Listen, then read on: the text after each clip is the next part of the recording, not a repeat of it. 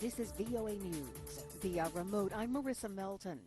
Russian forces shelled a school and residential buildings in eastern Ukraine on Sunday. This according to local Luhansk officials, even as the officials implored residents to escape the region, in their words, before it's too late. The Luhansk governor said 3 apartment buildings in Severodonetsk burned down and 2 elderly residents had to be evacuated, but there were no casualties. Separately, Dnipro Governor Valentin Reznichenko in southeastern Ukraine said Russian forces struck targets across the region, wounding 1 person. Ukrainian officials and the state railway announced new evacuation routes, but voiced fears that the Russian missile attack on Friday on a railway station in Kramatorsk, which killed 52 people, might be scaring off some Ukrainians from trying to flee the region by rail. In Rome, Pope Francis celebrated Palm Sunday and opened Holy Week by calling for an Easter truce in Ukraine, leading to a negotiated peace. He said leaders needed to make some sacrifices for the good of the people. Celebrating Mass before crowds in St. Peter's Square, Pope Francis called for, in his words, weapons to be laid down to begin an Easter truce, not to reload weapons and resume fighting. A truce to reach peace through real negotiations. Russian ally Serbia has taken delivery of a sophisticated Chinese anti-aircraft system in a semi-secret operation this weekend amid Western concerns that an arms buildup in the Balkans at the time of the war in Ukraine could threaten the fragile peace in the region.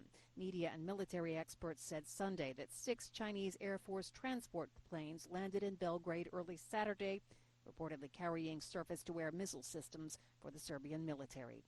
This is VOA News. The European Union has blocked cars registered in Russia and Belarus from entering the EU, according to Russia's Federal Customs Service. The move is part of the package of sanctions imposed by the EU on Russia for its unprovoked invasion of Ukraine. The EU has made an exception for vehicles transporting pharmaceuticals, food, agricultural products, energy, fertilizers, and non-ferrous metals. The EU is heavily dependent on energy and fertilizers from Russia. Belarus, which is part of a Russia-led customs union, has been hit with sanctions for allowing Moscow to use its territory to launch the attack against Ukraine. Iranian state media reported Sunday that Iran's lawmakers have set conditions for the revival of a 2015 nuclear pact, including legal guarantees approved by the United States Congress that Washington would not drop out of the agreement. Iran and the United States have engaged in indirect talks in Vienna over the past year to revive the 2015 nuclear agreement between Tehran and world powers. Former U.S. President Donald Trump withdrew the United States from the pact in 2018. In response, Iran ramped up its nuclear program, violating its part of the agreement. New York City Mayor Eric Adams has tested positive for COVID-19. Julie Walker has more. A spokesman for the mayor says Adams, who is vaccinated, woke up Sunday with a sore throat, took a rapid test that came back negative, then took the more reliable PCR test that came back positive. He had no other symptoms but has started taking antiviral meds and canceled all public events for the week.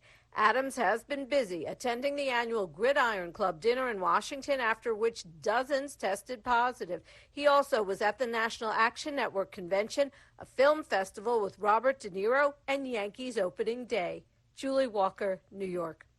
Israeli forces killed 2 Palestinian women on Sunday after one ran toward troops and the other stabbed a soldier in separate incidents in the occupied West Bank. This according to Israeli security officials. The bloodshed follows a string of deadly Arab attacks in Israel. There have been Israeli raids in and around the West Bank city of Jenin, a militant stronghold, against what Prime Minister Naftali Bennett has called a new wave of terrorism. And once again, recapping our top story, Russian forces shelled a school and residential buildings in eastern Ukraine on Sunday, according to local Luhansk officials, even as those officials asked residents to escape the region, in their words, before it's too late. You can keep up on all the news from Ukraine at our website, voanews.com. Via remote, I'm Marissa Melton.